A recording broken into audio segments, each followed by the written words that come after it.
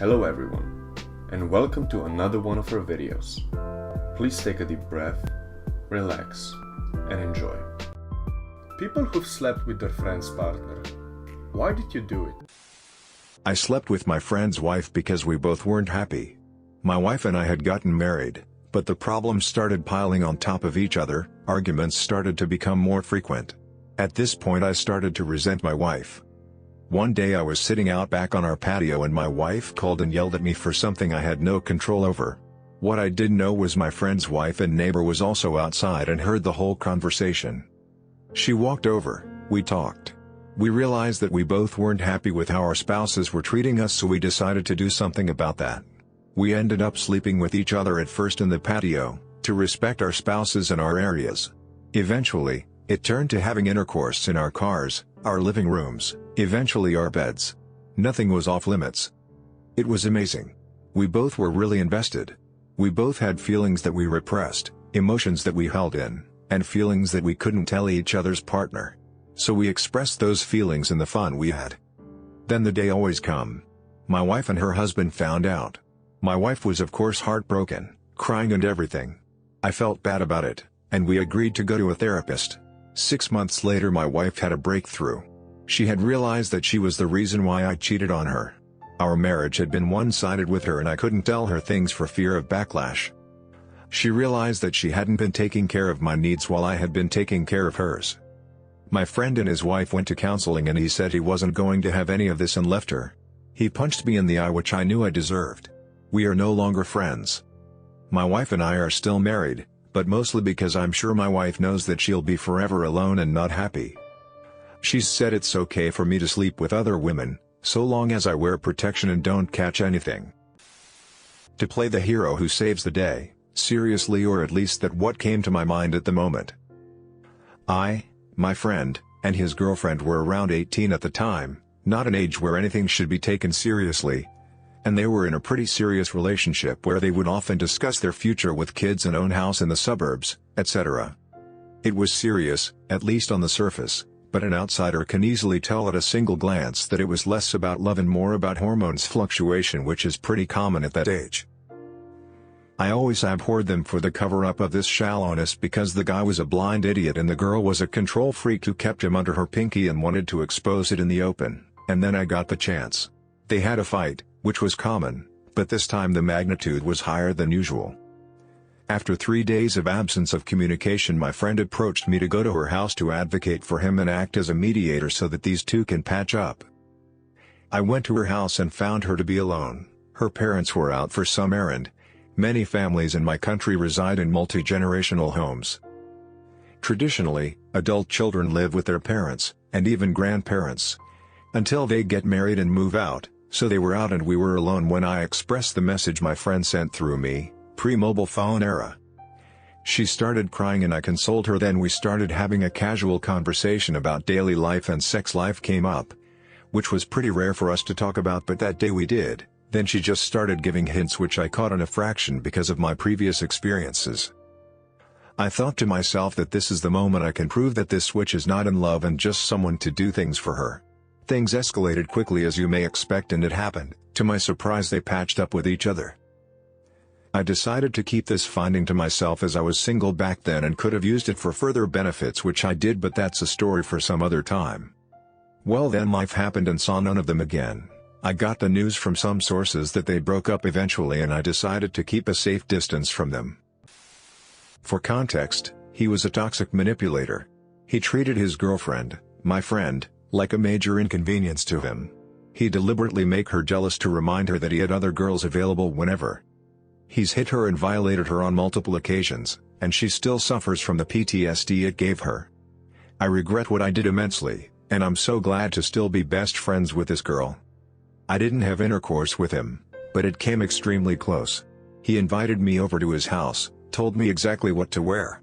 No idea how he knew I owned that stuff, and it was meant to just be an innocent meetup.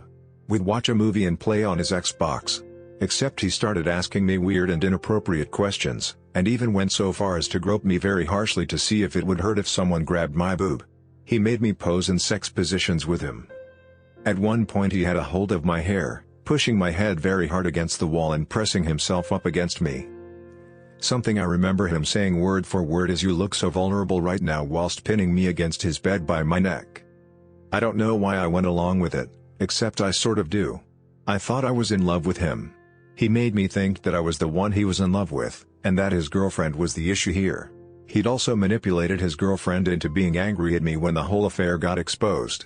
We made up, and I convinced her to break up with him after a while. Obviously she'd stopped caring for him a long time ago, but like I said, he was toxic and wouldn't let her leave.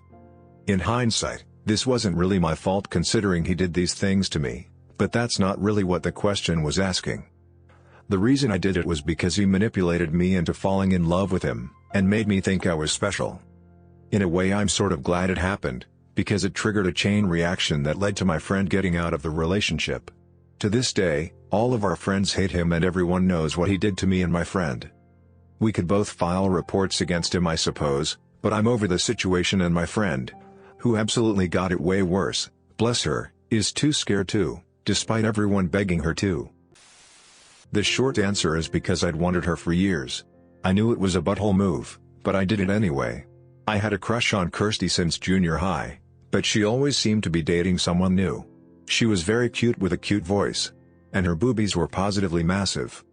In my sophomore year of high school, I became best friends with Dave. He was very awkward and inexperienced despite being older than me. I helped him become more confident and he taught me how to play some piano. In my junior year, I'd heard that Kirsty had just broken up with Stefano and attempted to make a move. Turns out, Dave had already hit it off with her and they became a couple. It's an odd feeling to be happy for your friend while also wanting to kick his butt and stomp on his wiener until he changes gender. I faked smiles for both of them, feeling miserable all the while. I remained Kirsty's confidant throughout this and heard way too much detail about my friend Dave. I heard the intimate details of their first kiss. I heard that his wiener is so big, he must be part black.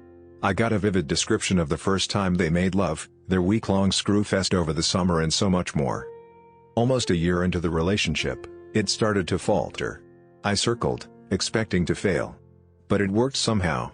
Kirsty and I went to the movies as friends, which ended with us screwing in my car. Kirsty dumped Dave soon after and began dating me. For 1.5 years, I was so happy. I had everything I'd ever wanted. She was everything I'd wished for and more. I avoided Dave, which was easy since he'd graduated. I heard from mutual friends that he was depressed and angry. As one guy put it, half of him wants to crawl into a hole and die, the other half wants to kill you and put you in a hole. As Kirsty and I became adults, our differences in belief and career path were too numerous for us to stay together. She dumped me as harshly as she did with Dave. I was heartbroken. These days, Kirsty is married to George and has a child. Dave is married to Nikki. I am alone. For being such a bad friend and a circling creep, perhaps that's what I deserve. Started with me moving to a different city. After a few weeks, decided it was time to make some new friends. One night I went out with my new friend who was my co-worker. Night out for drinks was fun. She eventually introduced me to her husband. It was an instant connection. He was tall, dark hair, well-built and very handsome. It started with us just talking, but eventually the tension was just too much to bear. A couple of weeks later, my co-worker went on her business trip. I went over to hang out with him. We had drinks, snacks and more. It was amazing with this man. That was the first of many times to come. Few months after that first time, he comes over to my apartment almost every evening just to hang out or for more. I enjoy every time. As for my friend, she knows something is up with him but doesn't have evidence of her husband having an affair. Do I feel bad? Kind of. But no, if you can't keep your man satisfied, it's not my fault he is coming to me for those needs. I let her vent to me at work and just comfort her as best I can, telling her she is overthinking things. One night, I, female, was with my, male, friend's girlfriend. We were at my place because she wanted to talk to me about something related to her boyfriend, my friend.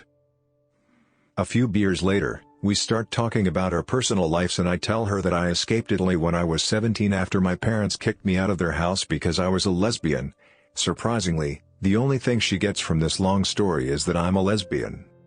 Then, I proceed to explain her that I haven't talked to my brother for 4 years, still the same questions about lesbianism. I start answering her questions while she is looking at me extremely interested.